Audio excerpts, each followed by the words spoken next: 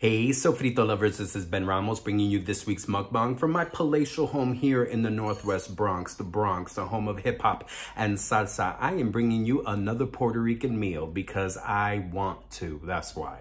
I love Puerto Rican food and I'm gonna bring Puerto Rican food. I don't care what the haters on Facebook say, Puerto Rican food is a great mukbang.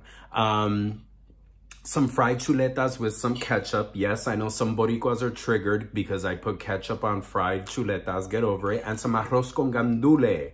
For the newbies, that's basically a Puerto Rican style rice. It's green pigeon peas that have been stewed and cooked together with rice. Enough talk. Mira, esto. Buen provecho. So delicious. My roommate cooked tonight. He made the chuletas. Look. Look at this. Fried to perfection. He made the chuletas tonight, but the arroz con gandule was made yesterday. So it's a combination of leftovers and a new dish. So good. Yesterday, the arroz con gandule was served with some bistec encebollado, which is kind of a stewed steak with green peppers, red peppers, and onions. So, Sofrito Lovers, I hope you guys are doing well. Just chilling out. It's a Wednesday. Wanted to bring you another mukbang. I know, right? 2 in 1 week. I'm starting to figure out a way to get these done. Loving it, you guys. Oh my God, the gandules are so good. Hope you guys are doing well.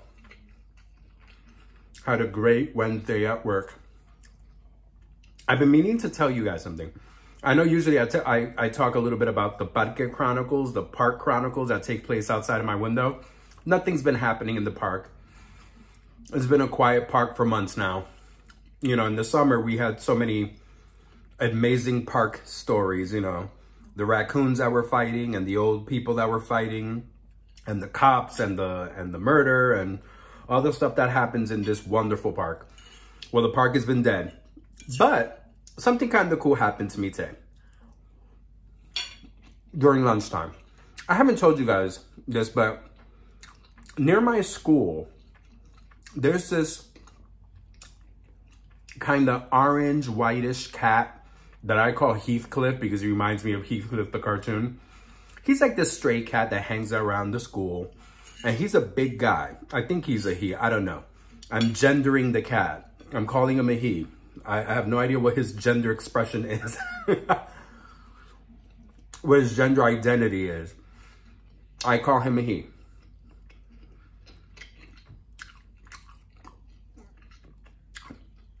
Occasionally, I see Heathcliff, and, you know, he's a stray cat, and I think he's adorable. I think he's a stray. He looks like a stray, guys. He's all mangy and gross and dirty. It doesn't seem like, you know, there are a lot of people in New York City apartments that they let their cats run around the neighborhoods and all that. He doesn't look like a cat that has a home. And if he does, then they are not taking care of him at all. I see Heathcliff sometimes. I see him and he pulls at my heartstrings, and I decide I'll go to one of the 99-cent stores nearby. I buy a cheap little can of tuna, and I try to approach him. He won't let me get anywhere near him, but I'll go to where I know he is, and he'll watch me, and I'll leave the can there, and then I'll walk a full block away, keep my eyes on him. He goes to the can, sniffs it, eats it. I do this occasionally. I'm not an animal lover. I'm not a PETA person. I honestly am not a cat fan at all. I used to like dogs, and now I kind of don't. I just like animals like this. More animals should be like this. I love animals that you can fry and bake and go good with arroz con gandule.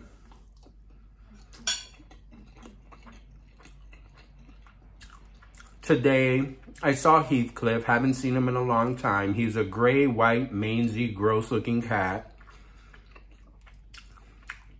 Again, he's a smart stray cat. You kind of come anywhere near him, he darts off.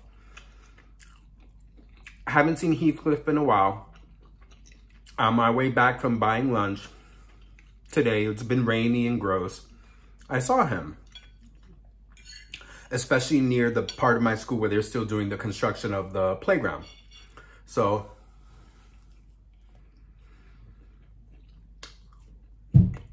I watched him a little bit, see what's new in the world of Heathcliff. He was sniffing around, meowing around, darting around, basically avoiding people. So I felt bad for him. I haven't bought him a little can of tuna in a really long time.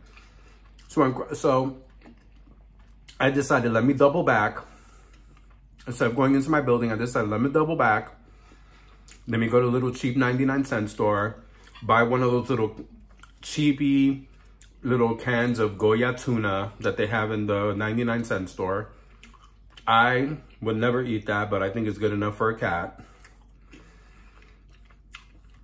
Bought a little can, walked to where I normally would leave the can, which he wasn't really that close to that area, but cats are smart. They can equate people with food. I think maybe he's already equated me with food. So I went over there, sat the can down, walked away. It was still a little drainy and drizzly. I was like, it'll be good. It'll be water and tuna together. He'll get some water and some tuna in his system. He immediately, once I backed away enough that I think he must have felt comfortable, must have been, you know, his comfort zone, his threshold of where he's not afraid, darted right to the tuna. And I just kind of went like, I just wanted him. I was like, hi. I don't know why I'm talking to a cat, but I'm talking to a cat. He ate the tuna, and he kind of kept his eyes on me. I already know that if I go anywhere near him, he's going to dart away. He's a smart cat. He doesn't trust people, which is a good idea if you're going to be a stray cat. So I called out to him a bunch of times again while he was eating, and he started approaching me. Totally unprecedented. He's never approached me. And then I went from being kind of like in shock and awe to being a little bit like, okay, now I'm a little bit afraid. Because as he got close to me, I saw how big he was. Which made me wonder, I'm like, most stray cats are scrawny, thin. Homeboy's got some bulk to him. So he must got a lot of us suckers feeding him. Either that or he is somebody's cat and they're not taking care of him. Because again, gross and dirty and mangy. And as he was getting closer, I noticed how big he was and how kind of like gross he kind of was. So I started backing away. And you know, I was like, let me back away. Maybe making sure that he doesn't equate any person as friendly is a good idea. Especially since, you know, I'm not a PETA person. I'm not one of these people trying to rescue him. I'm just some sucker that is doing something I normally wouldn't do. Because I'm sorry, I'm one of those jaded, apathetic New Yorkers when it comes to animals. Sorry. Lots of strays in New York City. I'm not about feeding any of them, but I don't know. This green and white tabby cat. I think it's a tabby. I just call anything that's orange and white tabby. Maybe it's a tabby, maybe it's not. I don't know. I call him Heathcliff because he's orange. So he started coming closer to me. And I started walking away. I was like, I'm getting a little, you know, cats are weird. Who knows if it has rabies? You know, who knows?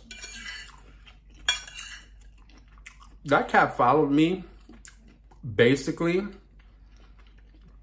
I walked around my school to the front entrance. My school takes up the entire block. And this is towards the back. He followed me. He stayed a respectable distance away, but he was following me up to the front stairs of the building.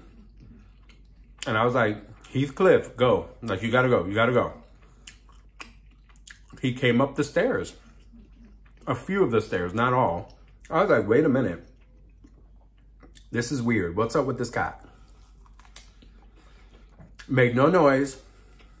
Wasn't hissing, wasn't meowing. I was like, okay.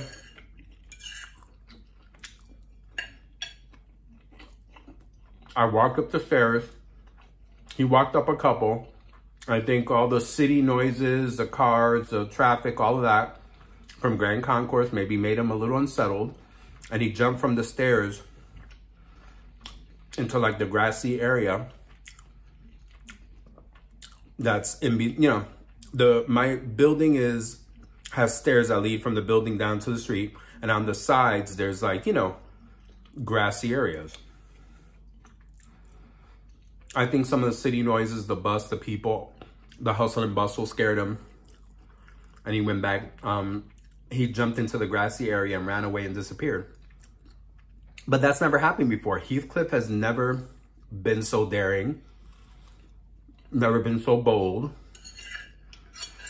And I was like, kind of shocked and kind of terrified too. This is a big ass cat. You know how perspective works?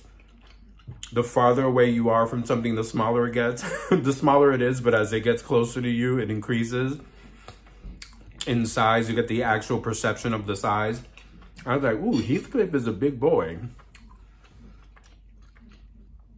Not much of a cat lover, but that was kind of cool. I was like, oh. I was like, if I do a mukbang, I want to talk about Heathcliff, the stray cat. Maybe I'll see. And then today when I left for work, I was looking around. I was like, he's not around, but I looked for him a little bit. I don't have any pets. I live in an apartment. If you live in an apartment in New York City, you really shouldn't have a big pet. I don't know why people have big dogs and big cats in apartments. It just doesn't make sense to me. And in New York City, you can always tell who are the people who have big dogs and big cats because they end up smelling like their pets. No matter how clean, no matter how much they shower, no matter how much laundry they do, there's always that lingering odor of dog or cat that these people have. Besides being covered in cat hair. Because you can try to wipe down all that cat hair all you want. If you're in a small apartment or a regular size apartment in New York City, you will be covered in cat hair no matter what. So, yeah, it was nice. For a hot second, throughout the day, I was thinking about Heathcliff. I was like, what it would be like to, like, you know, rescue a cat. You know, you watch all those videos on Facebook of people rescuing dogs and cats. What would it be like if I had a cat here? Now, my Frankie, my roommate Frankie is not a cat lover at all.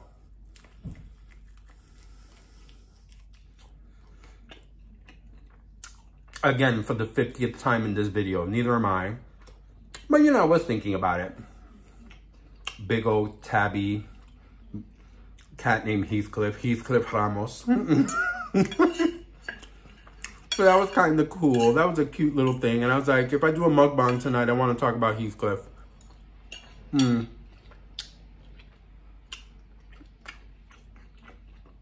Being an orange and white cat, I struggled between Heathcliff and Garfield, but I chose Heathcliff because Heathcliff is the one that's the least known. You know, more people think of Garfield, I think, because of all the videos, the cartoons, the movies. So, it was kind of cool. Sofrito Lovers, things are still cool. David is fine. My roommate is good. He's having a good couple of days. Feeling strong, feeling better. He cooked. I'm glad. I think the less junk food and less ordered, you know, takeout we ingest, the better we feel. You know, the arroz con gandules and the chuletas are amazing. Look at the chuleta. Ah, so good.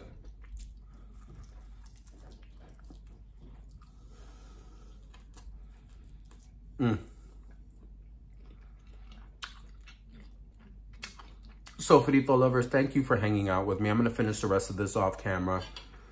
Me blithering about a cat. It did pull at my heartstrings. Made me think about what it'd be like to have a cat. David doesn't like cats either. We're a cat-hating family in this. bunch of Latinos that hate cats. I don't know. But thank you for sharing this meal with me. Maybe my mind will change and I'll adopt Heathcliff. Doubt it. Who knows? Hopefully I'll see my friend Heathcliff tomorrow. I hope he's good. It's a rainy, stormy night. I hope wherever he hangs out at night, he's safe. I gave him a belly full of tuna and water today, so he's good. Sofrito lovers, como siempre, go out there, go taste for yourself, go have some culinary adventures, stay safe, wear your mask, get vaccinated, stay away from people, be smart, stay home, don't go out unless you need to. Como siempre, mucho gandules.